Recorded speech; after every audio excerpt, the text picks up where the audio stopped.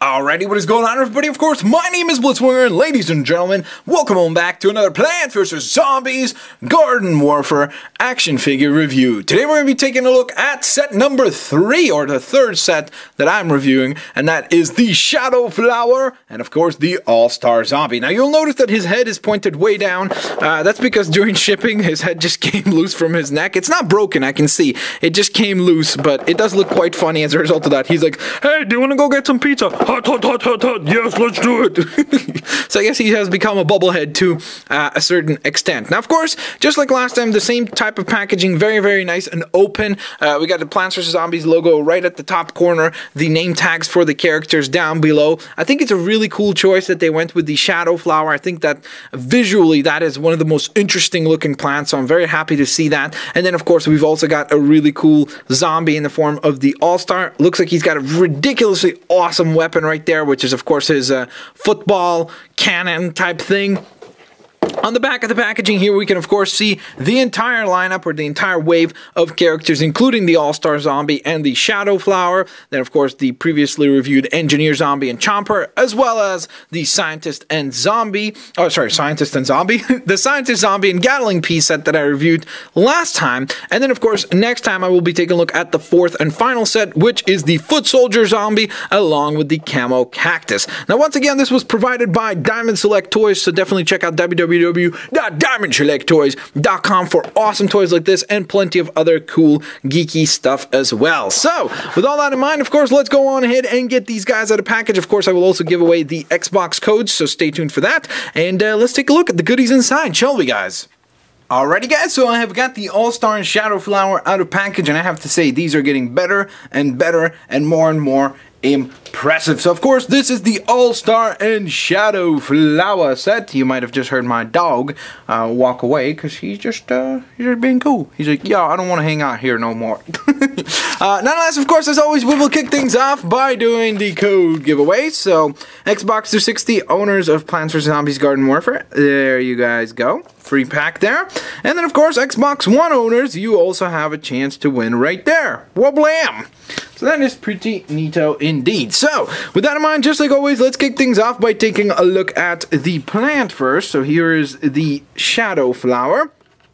Once again, the plants definitely don't have as much finesse to them, just because I think their designs in general are a little bit simpler. There's not as much detail to their designs, but you can see that there's an incredibly cool paint job for the Shadow Flower here. I think the execution is great. Of course, if you've played the game, you know the idea is it's supposed to be kind of a neon, glowy type blue going on here, and I think they pulled that off exceptionally well. I think the effect is definitely there. I love the kind of a bandit, almost raccoon-like mask going on there. That's really, really sweet. I love the way that they did the black petals and stuff. The little flowers right here on the arms are executed very well as well, and they match up nicely with the face here. In terms of scale, here's the Chomper, and here's the Gatling P. So you can see, obviously, the P and the Shadow Flower are pretty similar in size. The Chomper is still the biggest, which it really should be in many regards. I do believe, though, that the Cactus is going to be the biggest plant, but I guess only time will tell. So let's go ahead and slide those two plants out of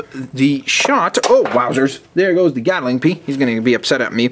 But one really, really cool thing that they did with the Shadow Flower is the really awesome ball joint that they gave for his head here, because you can see it allows for a really great range of articulation. Now, I would recommend to be a little bit careful because it is very tight, so don't just hold down here and then pull it up, because what you're going to do is, as you can see, you're going to start bending the middle. So try to put your fingers up here, and then you'll be able to really maneuver the head way up here, which is pretty sweet indeed. Plus, it allows you to recreate the reload sequence for a flower character, just like typically what the flower would do is, obviously, he would look up like this, reload, and then he would come back down, which, as you can see, is a little bit hard right now, and then would fire away at the different zombies, which is pretty sweet. I also love the fact that you can do like the ball joint side to side like this to create some really goofy looking expressions as well. I definitely enjoy that quite a bit. So you could kind of look the tilted side look right here, and of course, if you want for a completely freaky look,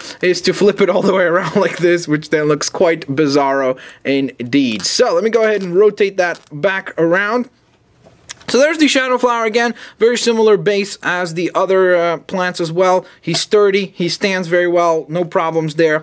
Super duper impressed by the paint job, and I think that it has... You see, the problem is, I think that the Chomper is my favorite just because, well, he looks awesome because of the teeth and everything, because I just prefer his design over the Sunflower, but I think that execution-wise, I think that the Shadow Flower is really, really, really, really great. And, from an execution standpoint, I think the Shadow Flower is the best of the plants. So, with that in mind, we then move on to the second member of this package, which is, of course, the Zombie, aka the All-Star Zombie. A lot of really awesome detail here, both from a paint standpoint and from a sculpt standpoint. You will notice that, I mean, throughout, like, for example, the little grass stuck in his helmet here is really, really cool. The shoulder pads peeking out and then being dirtied up and muddied and stuff to torn up padding on the shirt here is all messed up and stuff like that. Really cool. I love the big 26 on the back with the All-Star. You've got the Zomboss helmet design on the sides here as well. The helmet is not removable, at least from what I've been able to figure out. I tried to tug at it. It does not come off, so it does have to stay where it currently is. A little paint application of like dirt and stuff like that on the arms here is also really nice. On the pads throughout is quite cool. A little bit of a paint bleed, it seems like, right here, but then again, you know, considering he's so dirtied up and muddied up, it makes sense that maybe, you know, part of his boots here or socks got turned up and messed up with his leggings or something like that. So I'm okay with that. I really love the paint on the gun itself. The gun is just exceptionally well done. I love how you can see the actual sequence of the football being loaded up and then fired through here, which of course you can see that from here it would then move up, shift into here, and then you can see on the inside there's an additional football, and then these two little mechanisms would fire it out. So it's just really cool to see the engineering side of things on this weapon as well, which is quite cool indeed. Now, he's definitely a toy that does suffer from, if there was no stand, he would not be able to stand. He would just topple over. He's simply too heavy, and his legs are too pointed forward to where, with the gun being there and everything, he will just always topple over. It's just... It's not impossible. I got him to stand once, but it was very, very, very, very challenging. So thank God that they included a stand. Otherwise, it would be a very big pain to get him to stand. Now, for me personally, it was a little difficult to get him onto the stand because the peg holes didn't match the peg sizes. Like, it seems like the holes were a little bit too small for the actual pegs. So what I did is I just took a knife and I kind of rounded off on the inside and then forced it in. Don't do it too much because you don't want to loosen them up too much so that then the pegs don't fit either. I mean, the pegs are going to be too, I guess it would be small at that point for the actual peg holes. So just kind of be careful with that. If it happens to you, it could be just that it was for me personally. So yeah, I definitely wanted to point it out, but it's also something that could be certainly only something that occurred to me. Now, I really love the way that they were able to also manage to have him hold on to the weapon with both of his hands, because that's how he does in the game. Now, it is a little bit of a pain to get him to do that, especially because for me personally, it became a little bit stressful over here to the point where I ended up ripping this part out. But again, it's a very simple solution. As you can see, I would just force it back in there and then maybe put a little bit of instant glue. So I'll be able to resolve that issue very quickly. What I would recommend, the way that I have been able to figure out a quicker way, or an easier way, I should say, to get him to hold on to both of them, is to actually simply remove his wrist here, which he's a zombie, he's okay with that, and then place it here, and then you attach it. Because if you're doing it as it's attached, it's just a little bit challenging to finagle it because of this entire belt line here, that you kind of end up pushing it, and then you might end up tearing this off as well. So I would recommend take off the wrist, put it onto here the way that you want it to be shaped, and then attach the other handle to the other hand, and it will work, as you saw, fantastically well, and will look pretty similar, if not identical, to what it does in the actual video game. And as you can see, very simple to put it back onto the actual hand there. Now, other points of articulation for him, he's got a really interesting ball joint, or ball joint system, I should say, on his arms, because you can see that it connects with one point onto the actual shoulders, or onto the torso, and then it comes down into this swivel joint, which is quite interesting. And again, you can maneuver it side to side as well, so that's pretty nice. So you do have a nice range there. The wrists will also rotate. Once again, he is similarly to the engineer and the goodness gracious, yeah, the scientist. He does have the same issue of bent elbows, but again, I think that in the game and everything like that, he most of the time does look like this, especially because you want him to hold the gun. So it's not bothersome. He holds the gun well, and he's displayed well. So again, if it was taking away from the figure, I would definitely be against it. But in this scenario, it's not, so I'm okay with it. Now for his head.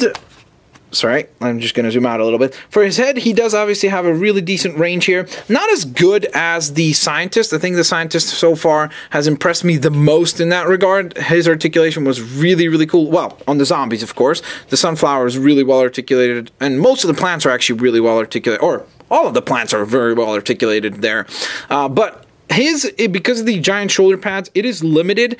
You can definitely see that they tried to give him as much as possible, which it is definitely there. But what happens is what you just saw right there is that if you push it too far forwards, it will come off, of course. So you kind of have to maneuver with it, and it's one of those figures that, you know, as you mess around with him more and more, you kind of find and identify more and more poses for him. Now, in terms of scale compared to the other two zombies, of course, he should be the biggest, or at least the tallest, which to many regards he is by a sliver, but he's definitely taller. He's definitely not as tall as he should be.